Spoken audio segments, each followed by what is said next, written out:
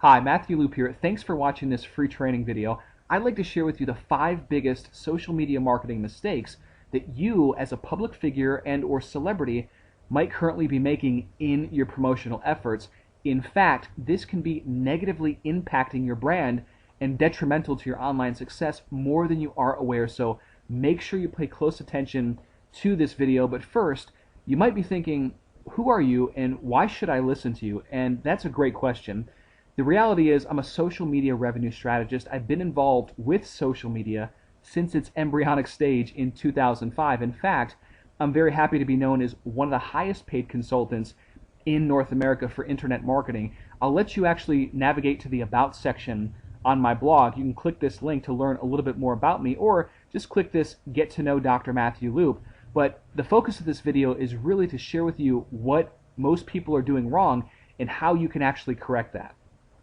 Now, the first big mistake that I see many brands, public figures, and celebrities make is not having a social media account on Twitter or Facebook, for example.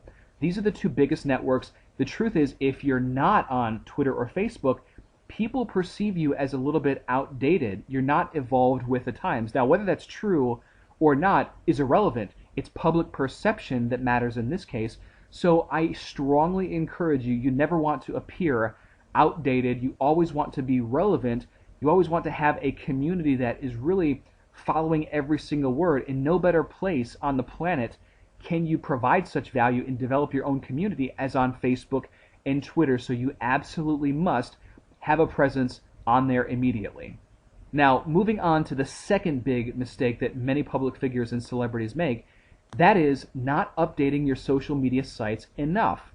Your Facebook or your Twitter, that's like taking these long breaks in between and allowing the actual account to become inactive. And let me give you an example of this. I love Sylvester Stallone. I'm a huge fan. I've been a fan really all of my life. I think he's done amazing things in the world, but social media is not one of them. Now, if I scroll down, I'm going to actually show you what I'm referring to. It appears he was very, very active in 2010, which I believe is when he set up his account. But we can see from 2010 in November to January 11, there was a couple-month layoff. And if we go to January, we're here in 2012. He hasn't updated this particular site, actually the last time, July 5th in 2012. That's a year and a half. That's a big, big, big, big, big no-no. I understand if you're a musician, if you're an artist, you're working on separate projects, but everyone has a couple seconds each and every single day just to throw a quick update to the fans. We can see Sylvester has over 618,000 fans, and I would imagine the great majority of his fan base has no clue that he's even on Twitter because he's really not active. He's not an active participant as well as he could be. I'll encourage you that if you start and you set up your account, you want to consistently remain active. Post once or twice a day to start off with. Again, this takes literally a couple seconds. Some of the busiest celebrities on the planet are posting multiple times per day and really interacting with their base, Justin Bieber being one of them. So there's really no excuse for spending a couple seconds because people, they want to interact with you, and when you're gone for a long period of time, they kind of feel like you don't care about them. Now, again, whether that's true or not is completely irrelevant. We're talking about perceptions on social media here. So it's important to stay involved. It doesn't have to be a lot. It just has to be a little bit consistent because these are people that are actually, they're your fans. They want to be involved. So very, very key. All right, moving on to social media mistake number 3. This is tweeting in the third person. And I gotta be completely honest, Tom Cruise, I'm one of his biggest fans. I love his movies. I think he's, again, just an incredible person, activist, etc. But this on social media is where he's a bit lacking, and this is just constructive criticism. If I scroll down, it's very, very evident that Tom Cruise does not manage his own social media profile, his Twitter profile, and you can see numerous posts in the third person, you know, Tom is doing this, Tom is doing that.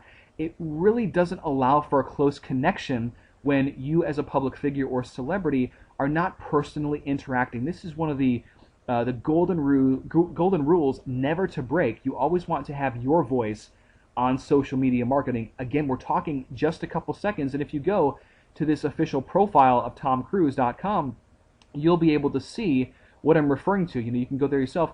He has 3.3 million fans that are interacting consistently, but the truth is it's not him, and everyone knows it, and it's very, very unfortunate because he could be building such strong rapport, liking, trust, turning those fans into incredibly raving fans just by having his personal voice on there. So this is something that I recommend you do not do. You need to be involved on social media. You need to have your specific voice. Again, we're talking a couple seconds each and every single day. Do not have a third party update your statuses for you. Do not do that. It will bite you in the ass in the long term, and you will never realize the revenue that you could from social media. It's a big, big no-no. Okay, moving on. The fourth big mistake that many celebrities, brands, public figures are still doing today is not engaging in the conversation. So they have these Twitter accounts, and all they're doing is social notifying / social updating. And I'm picking on Louis Vuitton here, which I really love Louis Vuitton, and I picked on another luxury brand in a previous video, but this has got to stop. I mean, it is just bad practice, and I understand certain brands have certain strategies, but the truth of the matter is, when you are not engaging and or recognizing or replying to people that you're following, like right now, Louis Vuitton on this particular account has over 258,000 followers, right? And if you look and if you scroll all the way down here, you can see that, of course, they're updating new collections, new lines of clothing, etc. Sometimes they throw retweets from celebrities and public figures, but they don't recognize the little guy, the person that actually buys most of their product. And I'm not saying that you have to say thank you for your purchase or anything like that. I'm just saying that people want to be recognized and they love their brands. So it doesn't matter if you're a public brand or if you are a celebrity and somebody that's in the public eye all the time. You want to interact to show that you're listening, right? So when you send replies to people that comment on your brand, it shows that you give a damn about what they have to say. Again, this is transferring the etiquette offline to online, right? So if you were at a party and all you did was talk and talk and talk, not let anyone chime in the conversation and never talk back, that would be extremely rude. A lot of brands, public figures, and celebrities do the same exact thing on social media, and it's something that I never advise. It will actually hurt your brand if you do it that way, so make sure to get involved. Now, I understand that as a public figure, you might have 1 million or millions of followers on Twitter, so the great thing is that your followers don't expect you to reply to millions of people. That's not what I'm saying. I'm saying is as you reply, and this literally, again, takes a couple seconds, as you reply, you start to build strong value and rapport with your base, your audience. They hear and they see on your profile that you are listening. Like if I go to this Louis Vuitton page, I don't really see any ads. On my page, for example, if I went to my page, just as an example, you can see if you scroll down, you'll see at replies, and some days it'll just be an entire stream of at replies on this whole thing.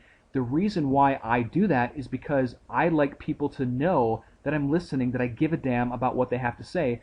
Being a public figure is no different, and the truth of the matter is, if you show other people that you are listening, even though you might not be able to reply to every single person, that's not the goal. The goal is just to start replying and engaging to show that you really care about your audience. And I'm just, regardless if you care or if you don't, I'm just letting you know right now that this is how it's perceived on social media. So if you're not engaging, it's perceived that you're either a little bit stuck up, a little snotty, or you just don't really care that much about your base. And whether it's true or not, it's how people are perceiving you.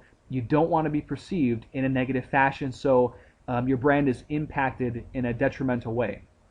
All right, that brings me to the fifth and final social media marketing mistake that I see so many brands, public figures, and celebrities make, and that is hiring a social media manager. Managers manage.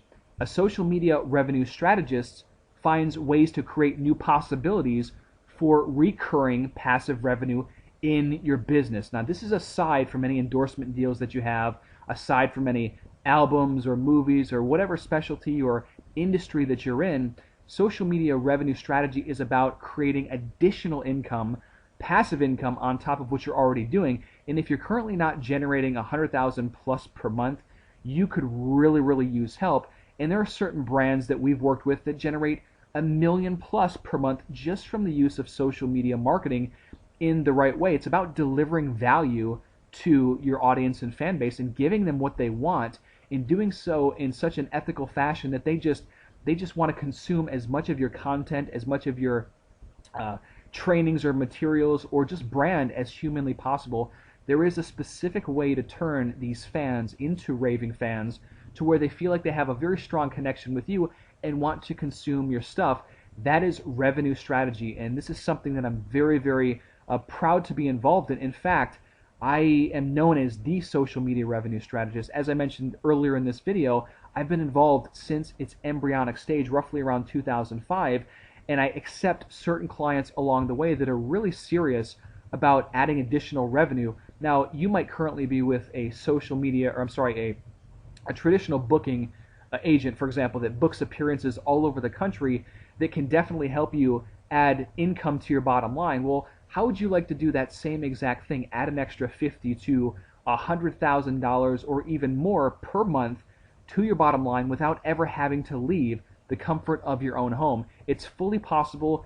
Public figures are doing it every single day, and it's something that if you structure your business right, if you deliver the appropriate value, you're going to have the best raving fans that you could ask for, plus it's going to carry you in terms of generating more brand revenue. If that sounds like something that you're interested in, I currently invite you to apply for one-on-one coaching with myself at info@dcincome.com. Now, there is currently a waiting list. I just want you to know, if you are serious about getting involved, taking your brand to the next level, and adding extra income the right way with social media marketing, creating new possibilities, then you'll definitely want to send an email and apply to VIP@dcincome.com. And somebody should get back with you within 24 to 48 hours. There is an interview process because I can't accept everyone. This is a very, very high demand field, but I want to make sure that we are a good fit, and your life will never be the same. I'm all about transformation,